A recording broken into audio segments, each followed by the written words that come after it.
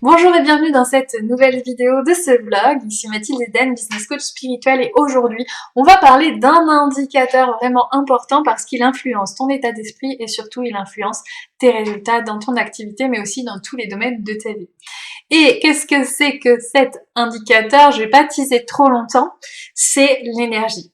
L'énergie est vraiment importante de voir si elle est haute ou si elle est basse parce qu'elle va avoir une incidence, un comportement, une signification vis-à-vis de ce que tu es en train de vivre, toi et ton activité, toi avec les autres, etc., etc. On va voir tout ça dans cette vidéo. Reste encore un petit peu longtemps, un peu plus longtemps pour pouvoir avoir accès à toutes ces informations.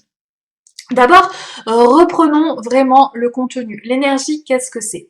L'énergie, dans sa définition, elle est assez difficile à définir puisque elle est impalpable. Elle est impalpable. Simplement, quand il n'y a pas d'énergie, ce qu'on peut savoir, s'il n'y a pas d'énergie, il n'y a pas de vie. Et donc, c'est mort. Quelque chose qui n'est pas en énergie, c'est quelque chose qui est inerte. Et donc, on peut supposer du coup que l'énergie en tout cas est un mouvement. Donc quand on est en haute énergie, on a un mouvement plus rapide et quand on est en basse énergie, on est plus ralenti et c'est tout à fait normal. Si du coup on baisse d'énergie, qu'est-ce qui va se passer dans notre entreprise? Eh bien, notre mental va avoir des pensées un petit peu plus basses, on va dire des petites pensées de merde aussi des fois. Ça peut nous donner l'illusion qu'on est moins bien, qu'on a moins de confiance en nous. On va avoir tendance à voir tout ce qui manque dans notre activité, dans nos résultats, avec nous, avec nos clients, avec notre chiffre d'affaires, peu importe. Mais en tout cas, cette énergie basse, elle va vraiment nous montrer qu'il y a quelque chose qui coince, qui bloque dans notre activité, alors qu'initialement, c'est principalement notre énergie qui nous indique qu'il est temps de nous recharger.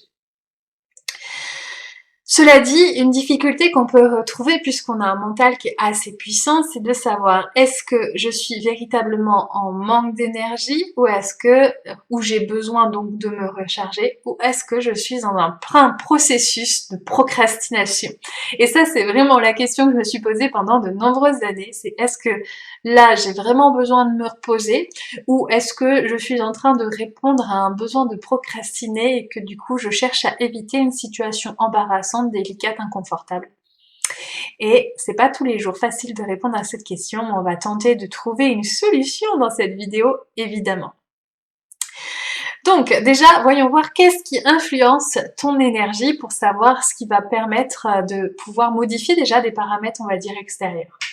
La première des choses qui va influencer ton énergie, c'est ton alimentation. Tu peux remarquer qu'après avoir pris un repas copieux, comme une raclette par exemple, tu peux te sentir dans une phase de digestion où t'es... Voilà.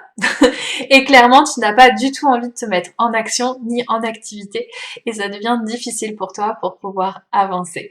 Donc l'invitation ici, c'est d'être avec une alimentation équilibrée. Ça veut dire peut-être manger de tout, mais en quantité raisonnable et se faire plaisir quand même parce que le mental, il a aussi besoin de ses petits plaisirs, même si ça passe par la nourriture, c'est tout à fait juste et c'est tout à fait ok.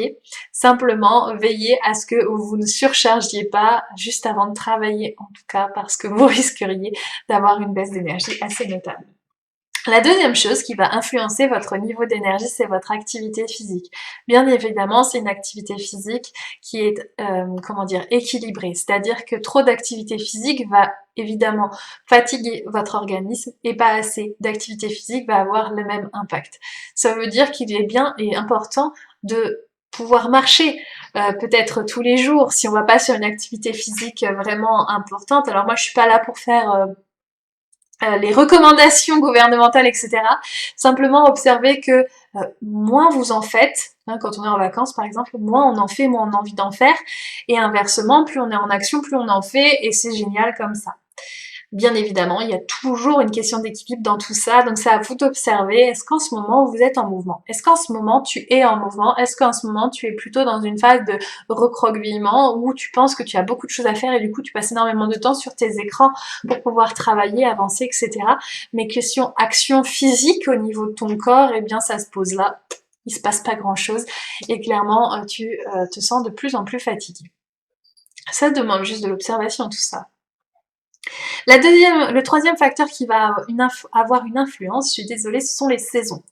Toutes les saisons, en fonction de qui l'on est, vont avoir une incidence différente et en fonction de chacun. À titre personnel, moi j'ai des périodes de l'année où je sais que mon énergie, elle n'est pas aussi importante que d'autres périodes. Par exemple, la période de l'été, chez moi, j'ai besoin de ralentir et je sais que octobre-novembre m'invite aussi à ralentir. C'est pas du tout la même énergie que je vais ressentir et c'est tout à fait ok avec moi. Maintenant que j'ai conscience de ça, je m'organise différemment pour que tout soit parfaitement agencé pour pouvoir travailler avec les personnes que j'ai envie d'accompagner sans y laisser toute mon énergie et pour avoir tout ce qu'il faut pour tout le monde et surtout pour moi. Un autre facteur extérieur et contre lequel on ne peut pas rien faire, eh bien c'est la lune. Je ne sais pas si tu as remarqué, mais en pleine lune ou en nouvelle lune, eh bien on va pas avoir le même niveau d'énergie. En nouvelle lune, on va appeler ça des petites morts. Ça veut dire que c'est des périodes où on va être un petit peu plus peut-être vers le repli sur soi, le retour à soi, on va être un petit peu moins en énergie et c'est normal, c'est pas ça. L'idée, c'est de ne pas lutter contre ça et juste de s'organiser de manière à ce que ça puisse être plus juste pour nous. Au contraire, quand on arrive en période de pleine lune, les gens sont plus énervés, les énergies sont plus exacerbées. Pour une raison simple, on est beaucoup plus d'énergie, on ne sait pas trop quoi en faire parce qu'on ne sait pas forcément canaliser complètement son énergie quand on est comme ça.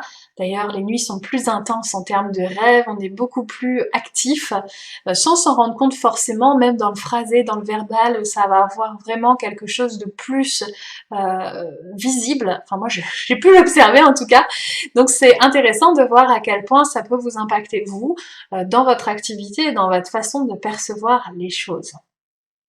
Ensuite, un peu similaire à la lune, on va retrouver notamment chez les femmes eh bien, les cycles menstruels qui vont avoir une incidence puisque on va pouvoir voir qu'en période d'ovulation l'énergie est à son plein potentiel tandis que au moment de la période de menstru eh bien on va pouvoir retrouver une énergie qui s'aplanit, un besoin de se reposer, de revenir à soi et ça c'est tout à fait normal. Pareil, essayez de ne pas lutter contre ce que vous êtes et qui vous êtes et faites-vous plaisir aussi dans votre comment dire, dans votre façon de gérer les choses.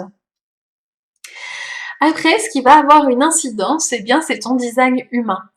J'en parle de plus en plus et je vais pouvoir t'en parler. Déjà, dans le design humain, on va voir des personnes qui vont avoir des types dits énergétiques et d'autres qui ne sont pas énergétiques. Les types énergétiques sont les générateurs manifesteurs et les manifesteurs. Ce sont les seuls profils énergétiques qui existent, même si parfois on peut parler de projecteurs énergétiques, ils ne sont pas énergétiques. Hein. Il faut vraiment se faire à l'idée qu'ils n'ont pas ils n'ont pas accès à une source d'énergie importante pour pouvoir avancer. Donc c'est des personnes qui vont naturellement être un peu plus fatiguées que les autres. Une autre incidence qu'on peut retrouver, c'est les personnes qui ont la ligne 4, notamment dans leur profil, puisque cette ligne 4, si elle est mal équilibrée, va donner beaucoup plus qu'elle ne reçoit, et donc va se sentir plus facilement vidée, plus facilement dans une ligne de fatigue qu'on va retrouver. Et bien évidemment, pour pouvoir pallier à tout ça, eh bien l'idée c'est d'écouter sa stratégie et son autorité pour que tout se fasse dans la meilleure des façons possibles. Et enfin, la dernière des choses qui va influencer ton énergie, peut-être qu'il en existe d'autres, mais c'est celle que j'avais envie de te parler aujourd'hui, c'est ton mental. Parce que si ton mental est en train de nourrir, comme je te le disais précédemment, des pensées de manque, des pensées de tristesse, enfin c'est une émotion, mais des pensées qui génèrent de la tristesse, des pensées qui te montrent que tu n'es pas assez, que tu n'es pas assez confiante, que tu ne fais pas assez bien les choses, que tu n'es pas assez bonne, que tu n'es pas assez légitime, eh bien évidemment, au bout d'un moment, tu vas te sentir de plus en plus triste, tu vas avoir de moins en moins d'énergie pour les actions que tu avais envie de mettre en place et qui étaient importantes pour toi parce que tu es en train d'écouter ton saboteur intérieur. Et à l'inverse, quand tu es en train de te dire « Ah, je suis la meilleure, ce que je fais, c'est vraiment le top du top, je suis vraiment dans une pleine lancée, là, je vais y arriver, c'est vraiment quelque chose qui me tient à cœur », et bien là, tu as de l'énergie pour pouvoir faire des actions que peut-être à un autre moment, tu n'aurais pas fait parce que c'est pas toi, parce que tu penses que t'es pas fait pour faire des vidéos en direct ou même des vidéos tout court. Et ça, c'est tout à fait normal.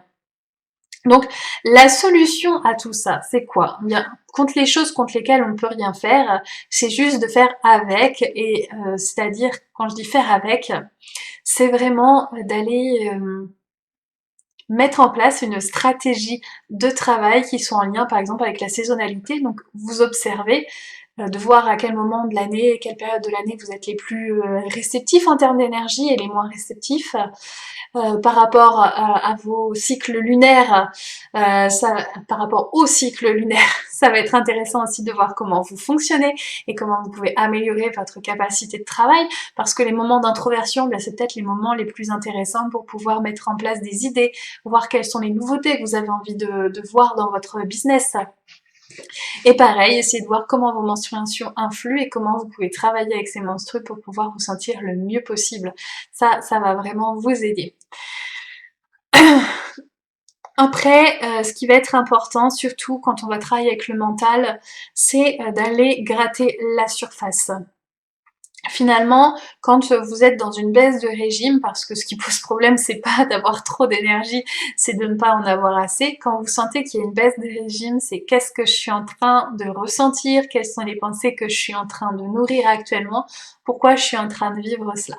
Alors chez les êtres émotionnels, notamment dans le design, donc 50% de la population est émotionnelle et 50% ne l'est pas, eh bien ça veut dire pour les êtres émotionnels que des fois il y a des vagues énergétiques, des vagues d'émotions qu'on ne sait pas d'où elles viennent, mais elles sont présentes. Donc c'est pas grave, juste les accueillir et les laisser passer. Ça va revenir, ça va repartir. C'est vraiment le principe même de la vague émotionnelle. Mais revenons en tout cas pour les pensées. Donc c'est d'aller voir quel est le discours du mental, quel est le discours qu'il est en train de vous faire faire, et surtout quelles sont les peurs, parce que dans le fond, le discours qu'il est en train de vous donner, c'est parce qu'il ne veut pas faire quelque chose. C'est parce qu'il y a quelque chose que vous avez envie de mettre en place ou qui va avoir des conséquences qui lui font peur. Et c'est là qu'il faut aller voir. Qu'est-ce qui vous fait peur? Où se situe votre niveau de peur dans tout ça? En regardant où se trouve votre niveau de peur, ça va vous permettre de savoir si c'est de la procrastination ou pas. Parce que si vous êtes en train de vous dire ah non mais non là j'ai pas le droit de me reposer, je suis peut-être fatiguée mais non je vais pas me reposer parce que là tu comprends, si je le fais pas ça va pas avancer, ça va pas fonctionner, ça va pas ceci, et donc là il y a de la peur. Ça veut dire que vous n'êtes pas en train de procrastiner, vous avez réellement besoin de vous reposer, et on va pouvoir en reparler juste après. Se reposer, ça veut pas dire forcément prendre une journée, une demi-journée, ça peut être équilibré.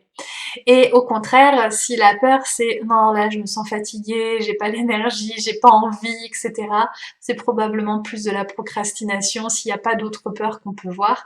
Et on peut aller voir oui non mais de toute façon ça sert à rien que je le fasse, ça marchera jamais. Parce qu'en creusant on trouve ce genre de pensées. J'ai eu ces pensées, je peux avoir encore de temps à autre ces pensées.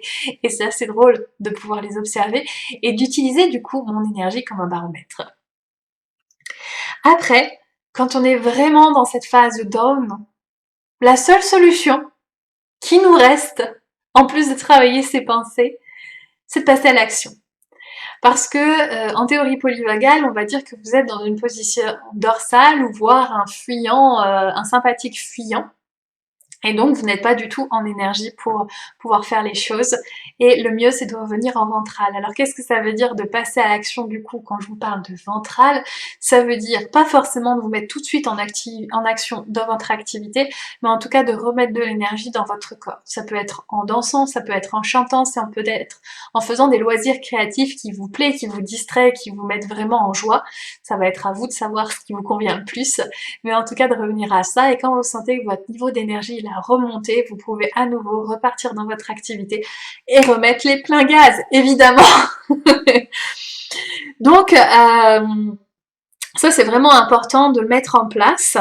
Enfin, la dernière chose, je vous disais tout à l'heure que quand on a vraiment besoin de se reposer, eh bien, c'est important de s'écouter. Et du coup, ne négligez pas le pouvoir des micro-siestes, c'est-à-dire que si vous sentez que quand même vous avez un planning qui est hyper chargé, mais que vous êtes aussi fatigué, ça vous coûtera 10, 15, 20 minutes grand maximum de faire une petite sieste, et après vous allez pouvoir revenir en énergie à fond la caisse, et ça va être génialissime. Donc Prenez du temps. Et moi je le vois, hein, des fois aussi, c'est quand je commence à scroller, je sens que je me mets plus en énergie, là je baisse, je repasse en dorsale, et donc du coup je me remets en action par rapport à ça. Donc je vous invite vraiment à observer votre niveau d'énergie, qu'est-ce qu'il est en train de vous dire, qu'est-ce que ça signifie, est-ce que c'est vos cycles, est-ce que c'est la lune, est-ce que ce sont les saisons, ou est-ce que c'est votre mental, et puis eh bien faites le job pour que les choses changent et que vous puissiez repasser en énergie et en action. Je vous remercie pour votre attention parce que c'est une vidéo qui était assez longue. J'espère qu'elle vous a plu. Si c'est le cas, eh bien vous pouvez cliquer sur la mention j'aime. Vous pouvez aussi choisir de vous abonner si vous voulez d'autres contenus comme ça. Et en attendant, eh bien moi je vous souhaite une très belle journée ou une très belle nuit en fonction du moment où vous nous regardez. Et je vous dis à très bientôt.